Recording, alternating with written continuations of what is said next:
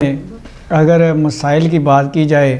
तो वो तो कैलकुलेटर पे भी नहीं आते। एक आम वोटर जो है, आम शहरी जो है, वो महंगाई फेस कर रहा है, गुर्बत है, पसमानदगी है, बच्चे स्कूलों से बाहर हैं, अनएजुकेटेड मुआशरे में वोटर के लिए सियासी जमातों की तरफ से भी कोई मंशूर देख रहे हैं आप?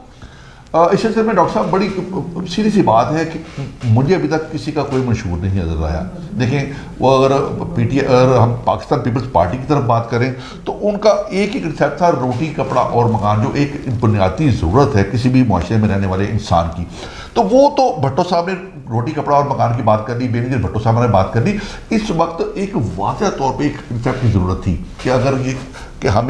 आवाम को क्या दे सकते हैं। लेकिन एक छोटी सी बात है जी जी, हमने $7 बिलियन IMF से उधार लेकर ही अपने आवाम को फराहम कर दें, उससे पहले और उस पर जितने भी डिपार्टमेंट हैं उनकी तनख्वाही और उनके ऊपर चलने वाले सिस्टम के ऊपर ही सिस्टम लगा देना है, उसका तो वो तकरीबन 35% उसकी एवरेज है। अगर इसकी 35% उसके अगर अखराजात पर ये चीज़ लगा दी जाए तो मैं समझता हूँ कि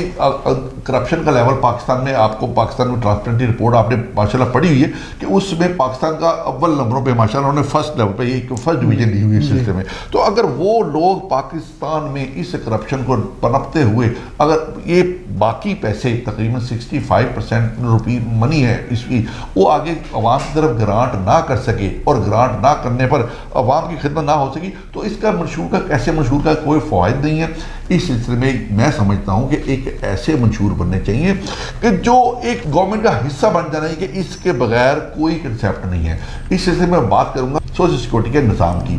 देखिए, सोशल सिक्योरिटी का निज़ाम पाकिस्तान का इतना बेहतरीन निज़ाम है, इसके चलने का सिस्टम भी देखिए। ये निज़ाम ना तो IMF से कोई चीज़ ले रहा है, ना तो कोई ऐसी कुव्वतों से कोई चीज़ मांग रहा है कि जिसके हमें एक चीज़ को चलानी चाहिए। सीधा सा एक मसला है, पाकिस्तान की इंडस्ट्री का जो मजदूर है, जो उसका एक इंडस्ट्रियलिस्ट है, वो उसकी एक बहुत ही परसेंटेज 3 से 5% की उसकी तनख्वाह के मुताबिक उसकी परसेंटेज जमा कराए और पूरे महीने और पूरे साल उस इंसान को कोई बीमारी, कोई मसला मसाइल, बल्कि ना सिर्फ डॉक्टर साहब यहाँ बात मेंशन करूंगा, ना सिर्फ उस इंसान की बल्कि उस पूरे खानदान की कफालत कर लेने को अगर हम सोशल सिक्योरिटी कहते हैं, तो ये बहुत अच्छा निज़ाम है। ये एक कंपैटिबल और ज़बरदस्त निज़ाम पाकिस्तान में जो चल रहा है, मैं समझता हूँ इसकी एप्रिसिएशन के बारे में पाकिस्तान को ज़्यादा से ज़्यादा इसकी अहमियत की तरफ तवज्जो देनी चाहिए। हाल ही में मैंने पिछले दिनों एक यहाँ की